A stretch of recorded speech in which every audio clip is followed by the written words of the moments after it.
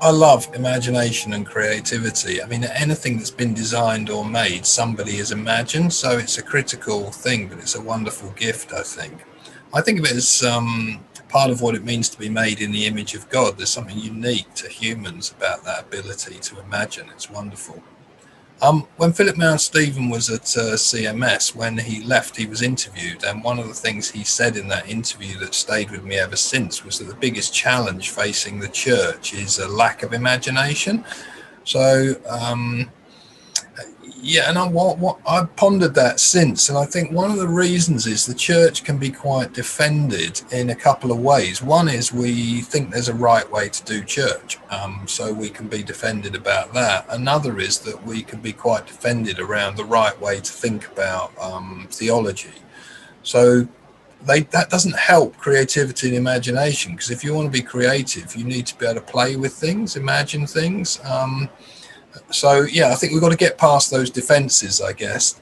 One of the blocks to creativity is that people think that creativity is a gift or the preserve of just a few people who might be artists or creatives, but actually it's something all of us can do. And I think of it more like a muscle, and the muscle grows through exercise. So yeah, it may be that we haven't used it much and it's gone a bit flabby, but if we get around creative people and start imagining, we can definitely grow that muscle, I think.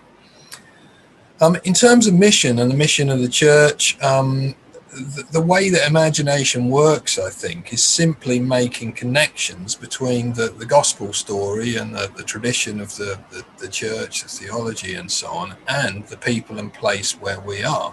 And it's just asking that question. So we're familiar with that in terms of cross-cultural mission. So, you know, if somebody goes to share Christ with the Maasai, we think, oh, they've got to think about how Maasai culture connects with the Christian story, and it's an imaginative interplay with those. But that's equally true of a village in Cornwall or a group of surfers in Newquay or whatever it is. How can you imagine the connections between those two things? That's what imagination means in relation to mission and ministry, I think. It's as simple as that. If you want an exercise to try, just to exercise that creative muscle, as it were, one simple thing you can do is think of something old and something new. Jesus told a story in Matthew 13 where he said the kingdom of God is like someone who goes to the cupboard and pulls out something old and something new. So what's something old in the tradition that you love? Maybe Stations of the Cross or Rogation Tide, I don't know, something like that, a labyrinth.